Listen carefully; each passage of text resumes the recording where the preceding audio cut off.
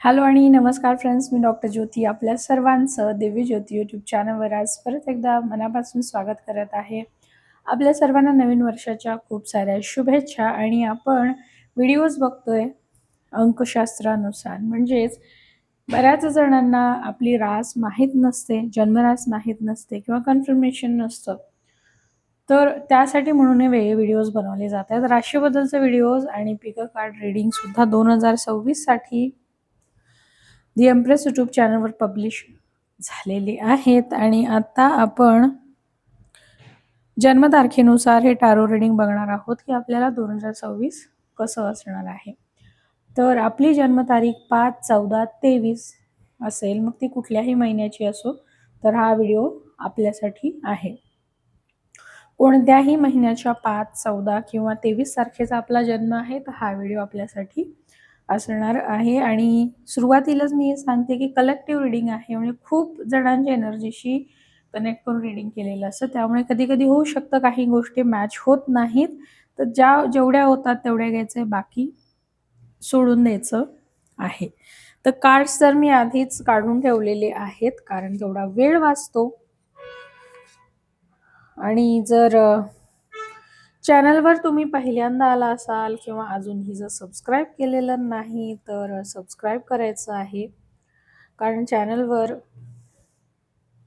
नियमितपणे रीडिंग्स किंवा वेगळ्या प्रकारचे मेडिटेशन्स जे की अतिशय प्रभावी आहेत, अशा प्रकारच्या गोष्टी सगळं काही पब्लिश होत असतं. तर त्या सगळ्या गोष्टींचा लाभ तुम्हाला घेता येईल. हे 2 कार्ड आपण शेवटी बघणार आहोत.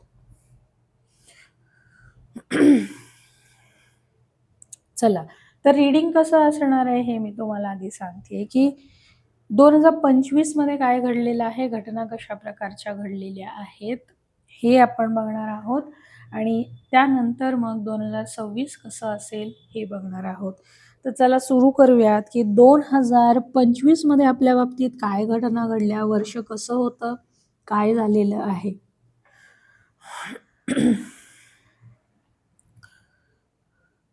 एक हे म्हणेन मी, म्हणजे सुरुवातीला मला जे इथे मेसेज मिळतोय की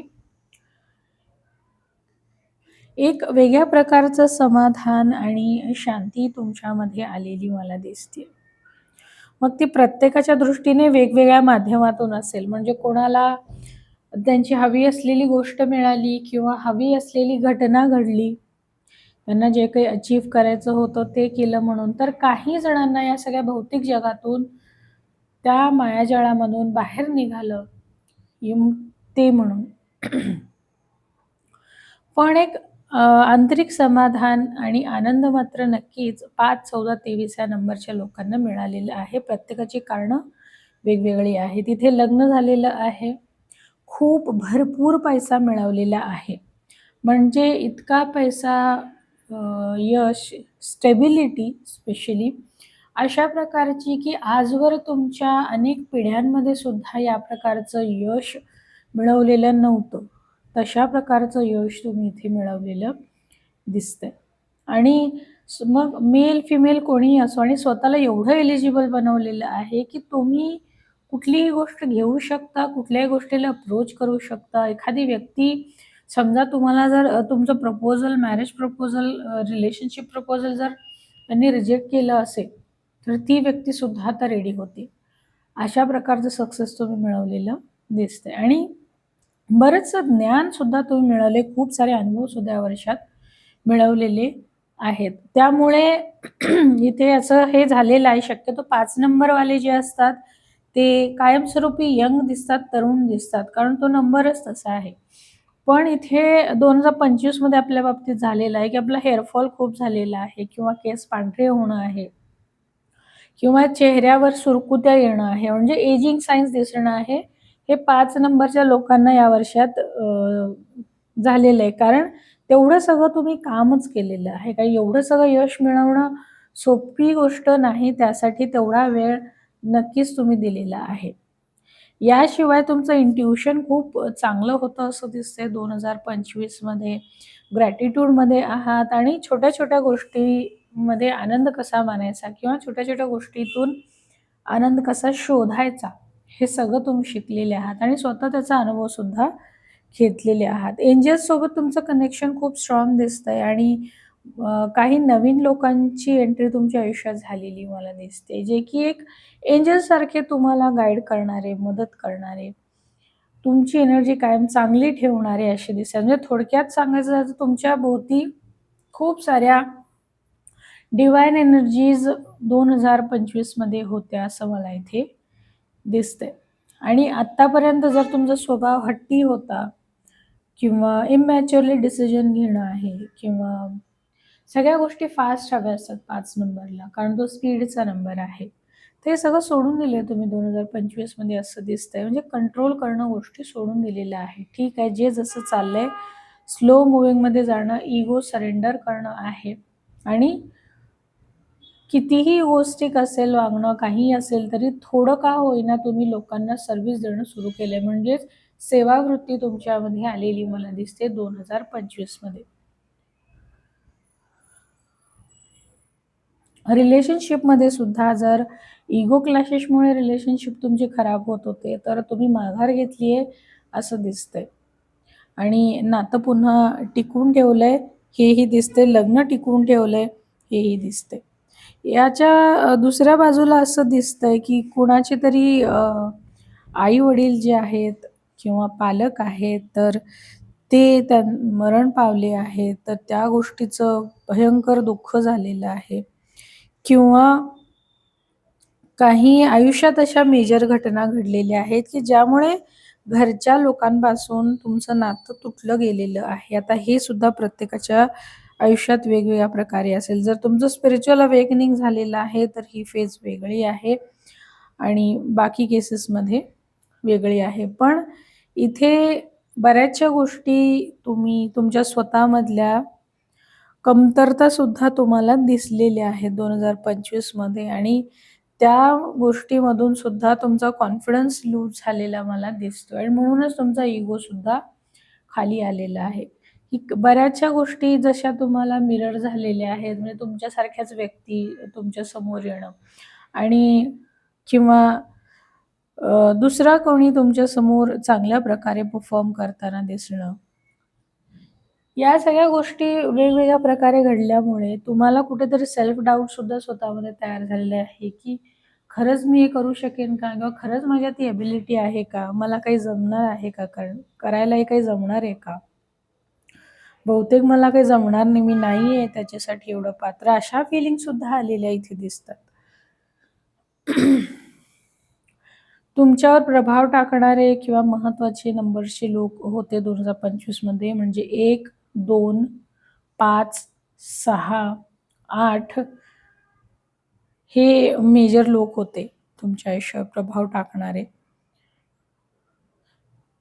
आणि इथे असंही दिसतंय की तुमच्याकडे पैसा कमावण्याच्या संधी खूप होत्या, खूप आल्याही होत्या. पण काही लोकांनी पैसे बाजूला सोडून स्वतःचा आनंद निवडलेला आहे, समाधान निवडलेलं आहे, असंही दिसतंय. म्हणजे लक्झुरियस लाईफ जगणं सोडून एक साधं, सरळ, निरोगी आयुष्य जगण्याचं चूज केलेलं आहे असं दिसतंय. म्हणजे एखादा मोठा बंगला आहे, मोठं घर आहे, हवेली आहे, ते सगळं सोडून एक जंगलात कुठेतरी लहानशी झोपडी किंवा साधीशी जागा बघून तिथे राहणं अशा प्रकारचं चूज केलंय, असं दिसतंय. तर आता 2026 मध्ये बघूयात की आपल्यासाठी काय येतंय. मेजर अर्कानाज आहेतच तुमच्याही रीडिंगमध्ये आणि जर तुम्ही पर्सनल रीडिंग घेत असाल, मंथली आहे, वीकली आहे किंवा अबंडन्स ब्लूप्रिंट सारख्या प्रोग्रामना तुम्ही जर एनरोल केलेलं असेल, तर प्रत्येक वेळी मी मेजर अर्कानाचं महत्त्व सांगत असतेच. मेजर अर्काना म्हणजे अशा गोष्टी की ज्या आपण टाळू शकत नाही. त्यांचे लेसन्स असतात, ते लर्न करावेच लागतात आणि त्यांचा कालावधीसुद्धा हा दीर्घकालीन असतो आणि काहीतरी महत्त्वाच्या घटना अशा असतात, की ज्यामुळे आपलं आयुष्य पूर्ण बदलून जाणार असतं. तर 2026 साठी आपण इथे बघतोय, तर मला असं दिसतंय की तुम्ही आत्तापर्यंत म्हणजे 2025 पर्यंत तुमच्या जन्मापासून तुमचं वय जेवढं काही असेल, जेवढं काही तुम्ही कष्ट घेतलेले आहेत, कुठल्याही बाबतीत असो, मग ते तुम्ही हाउसवाईफ असाल, वर्किंग आहे, जॉब होल्डर, बिझनेस का जे काही आहे, जे काही काम करतात. कुठल्याही प्रकारे तुम्ही जेवढं काही कर्म केलेलं आहे आणि तुमच्या बाबतीत तुम्हाला असं वाटतं, की अन्याय झालेला आहे किंवा जेवढे कष्ट घेतले त्यानुसार काहीच मिळालं नाही, काहीच घडलं नाही. तर 2026 तुम्हाला सगळं काही ते परत करणार आहे. म्हणजेच सगळ्या तुमच्या कष्ट केलेल्या गोष्टींचं फळ तुम्हाला 2026 मध्ये मिळणार आहे आणि सगळ्यात महत्त्वाचं म्हणजे या वर्षामध्ये तुम्हाला कष्ट जे आहेत ते कमीत कमी येताना मला दिसतायत आणि रिटर्न्स येतायत. म्हणजे पूर्वी जी काही बीजारोपण केलेलं आहे, तर त्यांची झाडं बनून ती फळं तुम्हाला मिळणार आहेत. म्हणजे बेसिक झिरोपासून सगळं काही सुरुवात करावं लागेल असं नाही. तुम्हीच केलेल्या कष्टाची फळं तुम्हाला यावर्षी तुमच्या हातात मिळताना मला दिसतायत. याशिवाय या 2026 मध्ये तुमचा स्वभाव अजून शांत, मॅच्युअर, खूप पेशन्स अजून वाढणार आहेत तुमच्यामध्ये आणि तुम्ही कुठल्यातरी एका महत्त्वाच्या ॲक्टिव्हिटीमध्ये गुंग झालाय, असं मला वाटतं. म्हणजे काहीतरी तुम्हाला अचीव्ह करायचं आहे आणि त्याचा कालावधी मात्र मोठा आहे आणि त्यासाठी खूप डेडिकेशन लागणार आहे आणि तुम्ही मोठी काहीतरी अचीव्हमेंट करताना मला 2026 मध्ये दिसताय. जसं की एखादी कठीण परीक्षा आहे, तर ती पास करणं आहे किंवा एखादा अडकून बसलेला काही प्रॉब्लेम आहे, तो सोडवणं आहे. एखादा वाद असतो किंवा एखादी स्पिरिच्युअली तुमची स्वतःची आध्यात्मिक प्रगती करणारी काही गोष्ट आहे. तर काहीतरी मेजर अचीव्हमेंट तुमची या 2026 मध्ये होताना मला दिसते आणि इथे हेही मला असं दिसतंय, की देवीची उपासना तुमच्याकडून या 2026 मध्ये होणार आहे. देवीची उपासना आहे. एंजल्ससुद्धा तुम्हाला कनेक्टेड असणार आहेत. शनिदेवांची भरपूर आणि विशेष कृपा मला तुमच्यावर दिसतेय 5 नंबर 2026 मध्ये. जर तुम्ही हार्ड वर्किंग आहात, प्रामाणिकपणे तुमचे सगळं काम करत राहिलात, तर तुम्ही जे काही काम करताय, तर त्या सगळ्यासाठी विशेष फळ देण्यासाठी किंवा एक विशेषाधिकार म्हणून शनिदेव तुम्हाला वेगळ्या प्रकारे आशीर्वाद देताना दिसतायत किंवा तुम्हाला मार्गदर्शन करणं, तुम्हाला प्रोटेक्ट करणं सगळ्या गोष्टी करताना दिसतायत. या व्यतिरिक्त तुम्हाला यावर्षी काही रिकॉग्निशन्स, अवॉर्ड्स, प्रमोशन, इन्क्रिमेंट यासाठी सुद्धा चूज केलं जाणार आहे.